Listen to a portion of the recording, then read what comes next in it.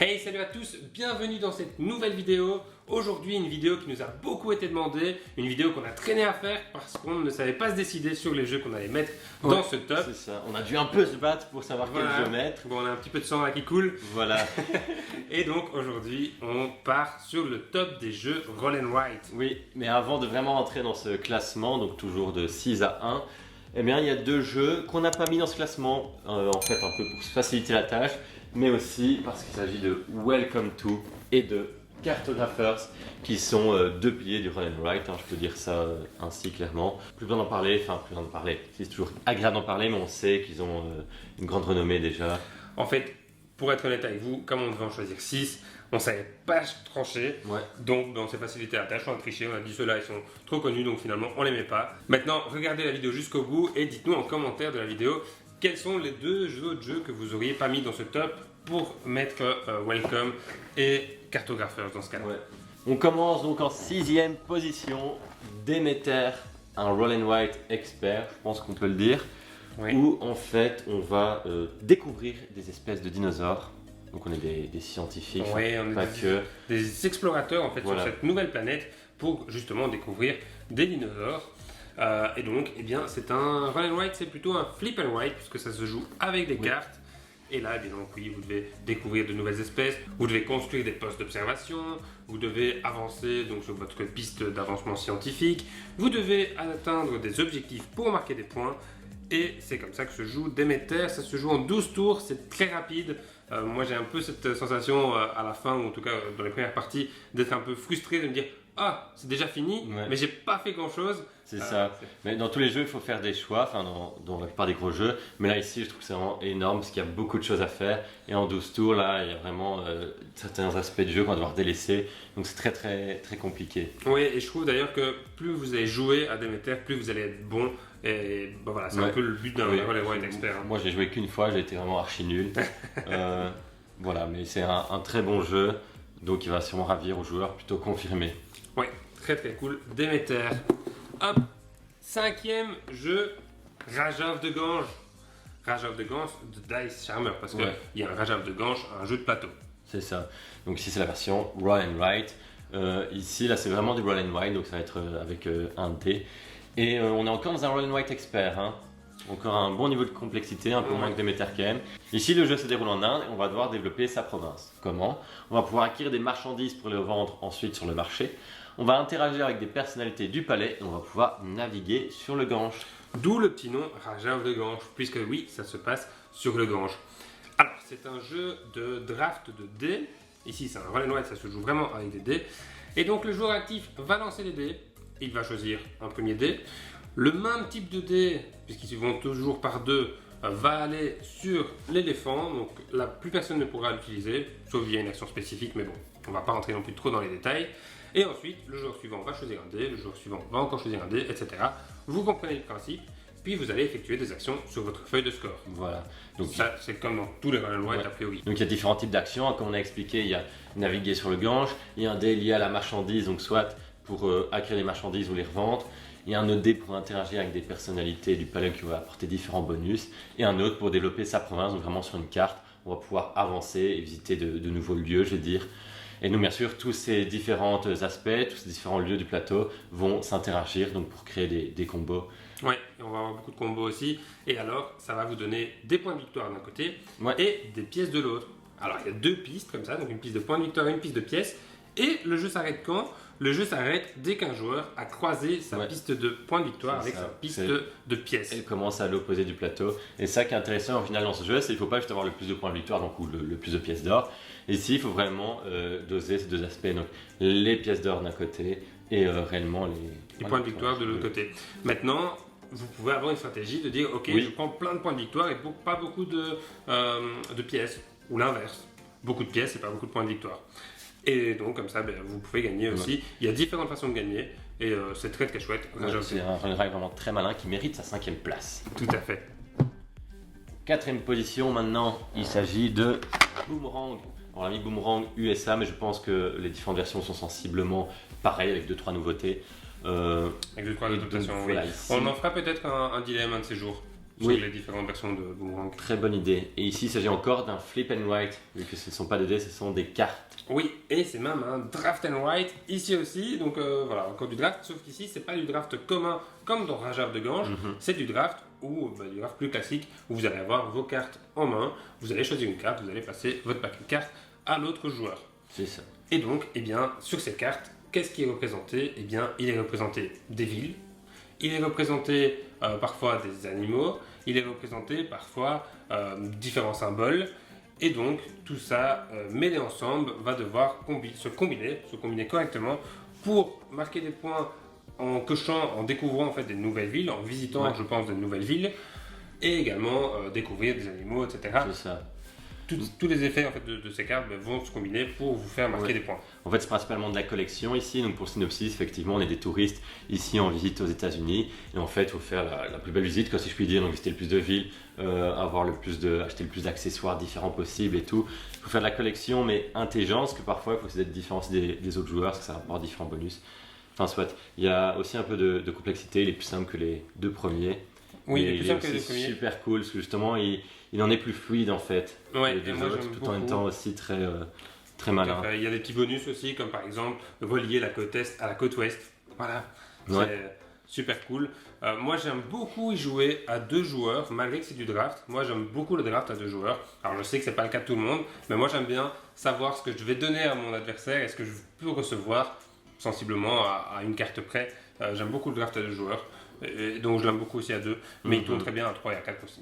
En 3e position, un jeu 100% belge, n'est-ce pas Thomas? Tout à fait, même de la même région, de la région de Namur, si je ne dis pas de bêtises. Et donc 3 dice, qu'est-ce que c'est Thomas? Il s'agit d'un roll and write expert, décidément on en a beaucoup dans ce top. Et donc on est dans l'univers de 3. Et ici on va devoir gérer 3 classes différentes. La classe des militaires pour défendre vraiment le château et les alentours.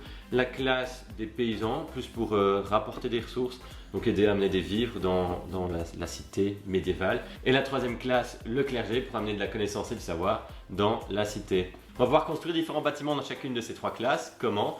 On a un plateau central qui représente en fait la cité et on a différents quartiers dans cette ville. Des quartiers qui appartiennent à une des 3 classes à chaque fois. Et en fait, on va lancer 4 dés qui vont de 1 à 6 qu'on va venir placer sur 4 quartiers différents. Et on va pouvoir choisir en même temps, on peut choisir le même dé, un chiffre donc associé à une certaine classe et on va pouvoir construire le bâtiment correspondant. On a ainsi une fiche de score en colonne qui va donc de 1 à 6, enfin, après ça peut être dans le désordre pour des parties avancées. Et on va donc ainsi, si on prend le 3 jaune, construire le bâtiment 3 en jaune. Ça va apporter différents bonus. Ces différents bonus se combinent. Par exemple, un bonus en jaune va peut-être m'amener à gagner des petits drapeaux en dessous, qui va m'amener à gagner autre chose. Donc voilà, ça se combine très bien. C'est ça qui est fort dans ce jeu. Dans ce jeu, il faudra aussi faire des choix, parce que bien sûr, on ne saura pas construire tous les bâtiments du tout. Mais ce qui est intéressant, bien sûr, c'est que les quartiers vont se retourner, donc ils ne seront pas tout le temps la même couleur. Donc ainsi, on pourra faire des choix variés quand même. Et c'est aussi un jeu très très stratégique. Il y a des attaques aussi, je pense, hein, avec le dé noir. Il y a des attaques, en fait, le dé noir, à partir du 3e tour, eh ben, on va devoir détruire le quartier correspondant. Donc je m'explique, par exemple, c'est un 3 noir qui devra se positionner sur un rouge. On doit barrer le bâtiment 3 rouge, donc s'il n'est pas déjà fait, on ne pourra plus jamais le faire dans la partie. Mais il y a moyen de se protéger de ça grâce à la classe militaire, par exemple, ça va aussi servir à ça. Alors c'est un jeu qui se joue en 16 demi-journées, si je dis pas de bêtises, donc en 16 demi-journées, c'est ça, donc 16 tours, tout à fait. Ouais. Et alors ça se joue quoi, de 1 à 10 ici? Ça se joue de 1 à 10, mais en fait comme beaucoup de run and write, ça peut se jouer à plusieurs. Mais ouais, ça pourrait ralentir le jeu parce qu'il faut attendre que tout le monde ait choisi. C'est comme Trek 12, ça joue aussi que 10, mais je pense que c'est difficile d'y jouer à 10. Ouais, en vrai non, on peut jouer à plus. Ah oui, c'est dans ce sens-là que tu disais. Oui, ben voilà, mais théoriquement on peut y jouer à plus, mais ils ont mis une limite, je trouve pas ça plus mal parce que on va pas vraiment y jouer à 20 quoi. Okay. Voilà. 3 Dice, un jeu qui me tient particulièrement à cœur, on a d'ailleurs fait une review qui s'affiche au-dessus de la tête de Julien. Les 2 jeux suivants sont beaucoup plus familiaux, donc en fait oui, on a eu 3 jeux experts et 3 jeux plus familiaux je pense dans ce top. Alors, le jeu suivant, il est vraiment extrêmement familial, il s'agit de Tréfuté. Alors Tréfuté, eh bien je pense même pas qu'il y ait un synopsis. Honnêtement, Pas besoin de synopsis, que tout est dans le gameplay dans ce jeu. Exactement, tout est dans le gameplay. On est vraiment dans un run and write de combinaison à l'état pur. Bon là on a vraiment un dé en orange qui va me donner un bonus qui va permettre de cocher un autre dé dans la catégorie bleue, qui va permettre de cocher ailleurs, ainsi de suite. En fait, vous avez une feuille de score avec des chiffres simplement. Vous lancez les dés. Ça se joue aussi sous forme d'un draft si on veut. C'est pas tout à fait un draft. En fait, le joueur actif qui lance le dé va lui pouvoir choisir 3 dés. Et puis, parmi les 3 dés restants, les autres joueurs vont pouvoir choisir un dé. Et ensuite, eh bien, ça va être plein de combos. Une petite croix là-bas, qui va me donner une autre petite croix là-bas, qui va me donner une petite croix là-bas. Et ainsi de suite pour pouvoir justement comboter tout ça, marquer le plus de points de victoire possible. Et c'est hyper addictif. C'est ça qui fait le fort de ce jeu, c'est que il est très addictif, donc avec tous ces éléments qui se combinent, on s'en fout vraiment de la thématique. Le jeu en lui-même se suffit. Oui, parce qu'en soi, c'est un travail incroyable, quoi. C'est ça, c'est pas hyper beau, il n'y a pas vraiment de thématique derrière, mais tout est dans la mécanique et tout est dans le plaisir de jouer, dans le plaisir de refaire encore un meilleur score. C'est vraiment un jeu très futé, comme le nom l'indique. Ouais, c'est ça. Et il y a 2 autres versions qui sont sorties. Je pense qu'il y a vraiment très futé et hyper futé, si je dis pas de bêtises. Ouais. Donc tous de Monsieur Wolfgang Warsch, qu'on connaît bien. Et voilà, excellent jeu. Si vous ne le connaissiez pas, franchement, foncez. Il y a également aussi une application mobile. Je vous la conseille pas, simplement parce que vous n'allez pas arrêter d'y jouer. Voilà. C'est pour ça que je ne vous la conseille pas. Sinon, franchement, elle est géniale aussi. Je confirme. Et donc, voilà, très futé. Oui. Il mérite sa place. Et c'est un jeu de scoring en plus, donc on peut, s'améliorer à battre son score, ça qui est aussi addictif, même quand on y joue seul en fait. Oui, et même quand on y joue seul, et sur l'application mobile notamment, voilà, eh bien, vous pouvez voir les meilleurs scores qui n'ont jamais été faits. Et donc là, vous dites, ah, mais j'ai envie d'aller titiller. Et on apprend à connaître des stratégies optimales à faire et tout. Donc c'est vraiment aussi ça qui rend le jeu aussi puriste et plus de battre son record, quoi. Le premier jeu de ce classement, il s'agit de Grand Suspense. Quel jeu on n'a pas encore cité en Red and White? De Trek 12. Oui, comme vous le savez, on a adoré Trek 12. De notre côté, donc c'est le Red and White de Bruno Catala. On vous a toujours pas fait une review d'ailleurs, mais non, vous savez quoi, qu'on en parle. En fait, on attend de jouer un petit peu plus à l'extension pour pouvoir vous présenter Trek 12 avec son extension Trek 12 plus 1. C'est ça, donc Trek 12. Donc nous sommes des alpinistes, on va gravir des montagnes. Il y a un mode de jeu en fait d'aventure classique, je sais plus comment ça s'appelle, faire juste une partie ainsi. Une partie là. Mais le mode le plus intéressant, c'est le mode expédition, bien évidemment. On va gravir 3 montagnes d'affilée et on va avoir de l'équipement en plus en fait pour nous aider. Donc il y a plus de stratégies à mettre en place. Et comment ça se joue, Julien? Alors, eh bien, vous avez 2 dés. Vous lancez les 2 dés et puis vous pouvez faire des opérations mathématiques avec ces dés. Vous pouvez faire des additions, des soustractions, des multiplications, prendre le plus petit ou prendre le plus grand. Et puis vous indiquez ça sur votre feuille de score. Et tout le monde joue en même temps. Tout le monde joue en même temps. Et là, vous devez faire soit des chemins de cordée, si je dis pas de bêtises, donc là c'est des suites de chiffres, ou alors des groupements de chiffres. C'est porte un nom aussi dans la thématique, je ne sais plus. Ouais, ce sont des régions. C'est possible. Voilà. En tout cas, vous marquez des points comme ça, donc en faisant des suites ou en faisant des groupements de chiffres. Au plus les groupements de chiffres, au plus les suites sont élevées, au plus on marque de points. Donc il faudra vraiment essayer de prendre des risques dans ce jeu et pas avoir peur de poser dès le début un chiffre assez élevé. Pourquoi est-ce que c'est un risque? Mais par exemple, si on place un 7 au début, mais après il faut avoir au moins d'autres 7 ou avoir du 8, 9, 6 qui est plus compliqué à avoir que des plus petits chiffres, vu qu'on peut faire des moins, des plus petits et des plus grands, et les dés vont que de 1 à 6. Oui, et parce que à partir du moment où vous avez placé un chiffre quelque part, vous devez repartir de ce chiffre pour aller ailleurs. Vous ne pouvez pas mettre un chiffre en bas à droite de votre feuille et puis un en haut à gauche. Sinon, effectivement, là, il n'y aurait aucune restriction. Même si une fois Thomas a essayé de le faire dans une partie. Voilà, mais ce n'est pas passé. C'est la fin, je me suis dit, mais qu'est-ce qu'il fait là-bas tout seul en fait? Par contre, Thomas, tu disais tantôt que Trek 12 était aussi limité à 10. Non, c'est 1 à 50 joueurs. Oui, non. Oui, je me suis trompé. Mais tu vois, il ne le limite pas non plus dans. Il limite jusque 50, mais bon, on va pas jouer à 50. Quoi. Bah, tu pourrais jouer à 150. Oui, à 150 en visio par exemple, ça passerait très bien, je pense. Il ne reste plus qu'à organiser ça du coup maintenant. Oui, c'est déjà organisé, je pense, dans le confinement, etc. Ça s'organise assez facilement. Donc voilà, Trek 12.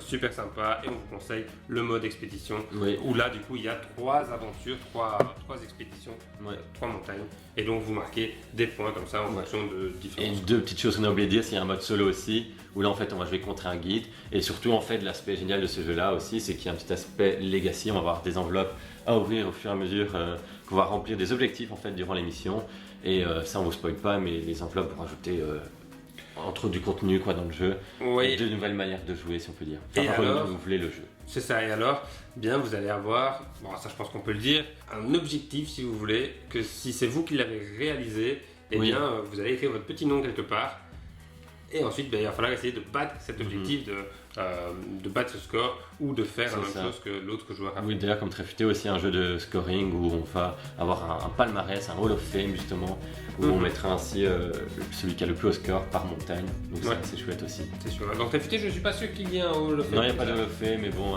Moi personnellement. Via l'application en fait, où tu sais combien. Via l'application. Et moi personnellement, j'aime bien garder la feuille qui a fait le plus de score. Voilà, et je la garde dans le. Tu retiens quoi, tu sais où là, je dois faire mieux que 285, c'est mon score ou quoi. Ouais. Tout à fait. Voilà. Bref, voici qui conclut notre top 6 des jeux Roll and Write. Dites-nous dans les commentaires si vous avez aimé, dites-nous dans les commentaires si vous auriez mis d'autres jeux, lesquels. Likez la vidéo si ce n'est pas déjà fait, abonnez-vous à notre chaîne si ce n'est pas déjà fait non plus. Si vous voulez acheter un de ces jeux, eh bien, les liens pour acheter ces jeux se trouvent dans la description de la vidéo. Et nous, on vous dit à la prochaine pour une nouvelle vidéo. Salut à tous.